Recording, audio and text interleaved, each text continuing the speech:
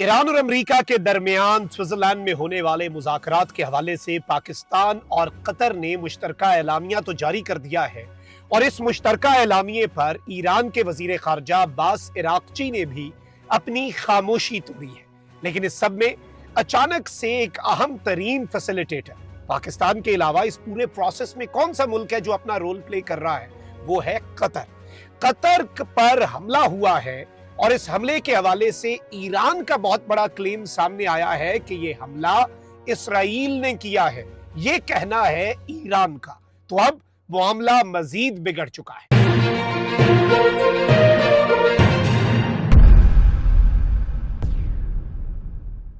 बिस्मिल्लाहिर्रहमानिर्रहीम, अस्सलाम वालेकुम। मैं हूं मखदूम शहाबुद्दीन। 22 जून 2026 पीर का दिन। कुछ इंतजाम तरीन अपडेट्स हैं जो आपके सामने रखनी है।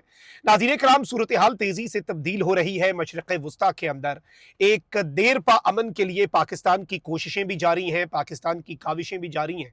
पाकिस्तान और कतर ने मिलकर स्विट्जरलैंड में जो समिट करवाया है, ये एक गेम चेंजर समिट है। खैर, इस समिट में एक चैलेंज जरूर पेश आया पाकिस्तान को, और वो था कि ट्रंप ने जिस टाइम ये मुज़ाकरात हो रहे थे, एक अजीबो गरीब स्टेटमेंट जारी की, एक ट्वीट भी किया, और फॉक्स न्यूज़ से गुफ्तगू में जो रेटरिक का इस्तेमाल किया ईरान के वफ़द ने, उस पर शदीद तरीन एहतजाज किया। वो उठकर भी चले गए।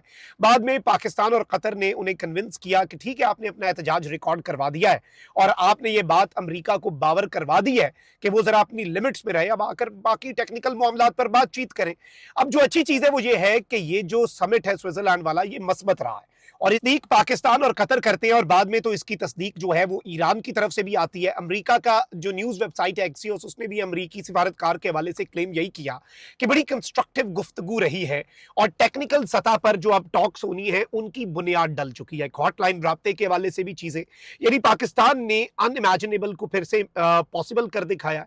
लेकिन इस सब में कतर पर एक हमला होता है और कतर पर होने वाला हमला ऐन मुज़ाकरात के दरमियान इन मुज़ाकरात का जो फैसिलिटेटर है, जो सहूलतकार है, पाकिस्तान मीडिएटर है, सालिस है, और कतर सारी चीज़ों को माहौल क्रिएट करके दे रहा है, उसको इस तरह से हिट करना। और याद रखिएगा, पिछले साल कतर पर इसराइल ने स्ट्राइक्स भी की थी, तो उस हवाले से भी ये नुकता बड़ा अहम है कि क्या एक मरतबा फिर कतर पर हमला जो है उसमें किसी और मुल्क का हाथ है। ये सारी डिटेल्स इंपॉर्टेंट है, लेकिन उससे पहले अगर अभी तक आपने इस वीडियो को लाइक नहीं किया, लाइक जरूर कर दें, कमेंट सेक्शन में राय का इजहार भी कीजिएगा और पाकिस्तान जिंदाबाद का नारा अपने कमेंट सेक्शन में जरूर लिखना है। नाज़रीन कराम, तमाम तर डिफरेंसेस के बावजूद अमेरिका और ईरान के वफूद जो हैं उनके दरमियान होने वाली मुलाकात के हवाले से अमेरिकी सिफारतकार ने अमेरिकी न्यूज वेबसाइट को कंफर्म किया कि कंस्ट्रक्टिव रही। आबनाए हुर्मुज़ के हवाले से, ईरान के मुंजमद असासों के हवाले से, न्यूक्लियर के हवाले से, हर चीज के ऊपर मस्बत पेशरफ्त हुई है। टेक्निकल लेवल की जो टॉक्स हैं उनकी बुनियाद अच्छी डली है।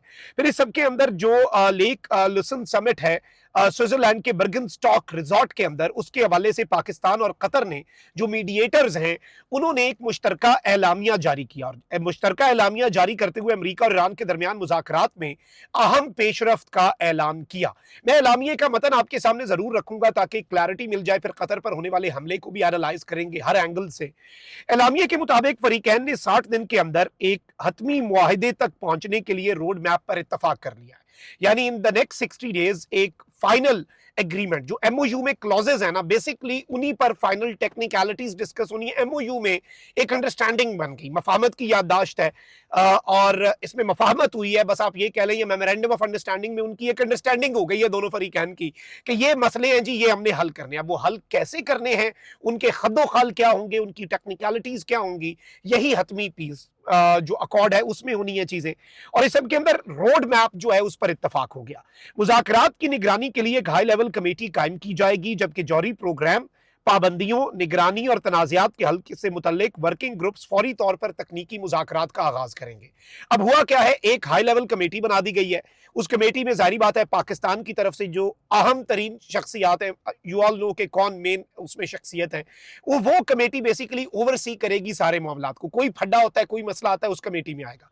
फिर छोटे छोटे कुछ वर्किंग ग्रुप्स बनाए गए हैं। वर्किंग ग्रुप है एक आबनाए हुर्मुज़ के खोलने के हवाले से, एक वर्किंग ग्रुप है टेक्निकल लेवल के लोगों का ईरान के मुंजमद असासों के हवाले से, एक वर्किंग ग्रुप है लबनान और फिर ये जो प्रॉक्सीज और ये सारे सिनेरियो में, एक वर्किंग ग्रुप जो है वो जौहरी मामलात और यूरेनियम एनरिचमेंट के हवाले से है।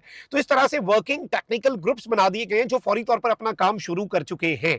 मजीद बरा आबनाए हुर्मुज़ में तिजारती जहाज़ों की महफूज आमदोरफ्त यकीनी बनाने और गलत फहमियों से बचने के लिए, मिसकम्युनिकेशन से बचने के लिए फरीकैन के दरमियान बराह रास्त राब्ते का निज़ाम भी कायम कर दिया गया है। This is the biggest achievement so far. इससे पहले फरीकैन जो हैं वो एक दूसरे के साथ राब्ता जो है वो पाकिस्तान के थ्रू कर रहे थे, लेकिन जब फड्डा होता है, अबनाए उर्मज़ में आपको लगा कि फलाने ने एक फायर कर दिया, आपने जवाबी फायर कर दिया, इस सिचुएशन में एक हॉटलाइन राब्ता होता है जो डायरेक्ट मुल्कों के दरमियान होना चाहिए। जैसे पाकिस्तान और इंडिया के दरमियान जंगों में भी DGMOs का राब्ता होता है, डायरेक्टर जनरल मिलिट्री ऑपरेशंस एक दूसरे के साथ हॉटलाइन राब्ते पर होते हैं, चाहे जितनी भी पूरी जंग चल रही हो, ताकि चीजें क्लैरिटी रहे। ये जंगों का असूल रहा है। तो ईरान और अमेरिका के दरमियान तो वो हॉटलाइन राब्ता भी नहीं था, वो पाकिस्तान ने बहाल करवा दिया जी। एलामिये में लेबनान में फौजी कार्रवाइयों के खात्मे पर अमल दरामद को यकीनी बनाने के लिए एक डीकन्फ्लिक्शन सेल के क़याम का भी ऐलान किया गया, यानी जो कॉन्फ्लिक्ट है लेबनान के अंदर वो हल हो, उसके लिए एक स्पेशल सेल बन चुका है। कतर और पाकिस्तान ने अमेरिका और ईरान की सिफारतकारी और तनाज़े के पुरअमन हल के लिए वाबस्तगी को सराहते हुए कहा कि मुज़ाकरात जारी रहेंगे और हतमी मुआहदे के उसूल के लिए हर मुमकिन कोशिश की जाएगी। Now this is a big development, एक मस्बत पेशरफ्त है। जो अहम चीज़ है नाज़रीन इकराम, ईरान के जो फॉरेन मिनिस्टर है अब्बास इराक्ची, उन्होंने कहा है कि पाकिस्तान और कतर की तरफ से जो सालसी हुई है उसमें कुछ अच्छी प्रोग्रेस हुई है, उसमें सिग्निफिकेंट प्रोग्रेस हुई है, और लेबनान के हवाले से भी हमें कुछ अच्छी खबरें मिली हैं। और फिर इन्होंने कहा है कि ईरान जो है उसके ऊपर से सैंक्शंस हटाने के हवाले से ब्लॉकेड खत्म हो चुका है, और ईरान के कुछ फ्रोजन एसेट्स जो हैं they have also been released. Iran के कुछ फ्रोजन एसेट्स के रिलीज होने की भी खबर आ रही है, और ईरान पर से ऑयल सैंक्शंस हटने की भी बाज़गश्त है। इस सब के अंदर एक और बड़ी डेवलपमेंट ये हुई नाज़रीन इकराम, कल के जिस वक्त ये फाइनल चीजें चल रही थी और ड्राफ्ट साइन हो रहा था, इवन कतर के प्राइम मिनिस्टर JD वैंस के साथ बैठे हुए थे और वो लैपटॉप के ऊपर यूज कर रहे थे ड्राफ्ट। JD वैंस लिख रहे हैं और कतर के PM जो है वो इधर बैठे हैं। पाकिस्तान वाली साइड, ईरान से हमारा कुर्ब ज्यादा है, हमारी मोहब्बत है, तो और वो हमारा रिगार्ड भी ज्यादा करते हैं, अमेरिका वाले भी करते हैं, लेकिन ईरान के साथ भी है। तो वो ईरान वाली साइड के ऊपर जाकर जो है वो उनके साथ बैठे थे। तो ये जो ड्राफ्ट जब फाइनल हो रहा था, एन उस मौके पर कतर में जो है वो ब्लास्ट रिपोर्ट होते हैं, जो एक बड़ी परेशान कुन चीज है। और रास लफान लिक्विफाइड गैस प्लांट है दोहा के करीब, यानी कतर के दारुल हुकूमत दोहा के करीब एक लिक्विफाइड गैस का प्लांट है। ये ऑयल एंड गैस की जो फैसिलिटीज या तनसीबात होती हैं, इन पर हमला होना बड़ा तशवीशनाक होता है, ये चीज आप ज़हन में रखिएगा। और यहाँ पर एक मैसिव ब्लास्ट जो है वो होता है। फिर इस सब के अंदर अहम तरीन चीज ये है नाज़रीन इकराम कि ईरान की तरफ से इसका जवाब ये आता है कि ईरान कहता है कि ये तो इजरायली ड्रोन्स हैं जो गैस प्लांट दोहा के इस गैस प्लांट पर हमलावर हुए, तो ये तो इजराइल के ड्रोन्स हैं जिन्होंने ये हमला किया, जिन्होंने ये कार्रवाई की।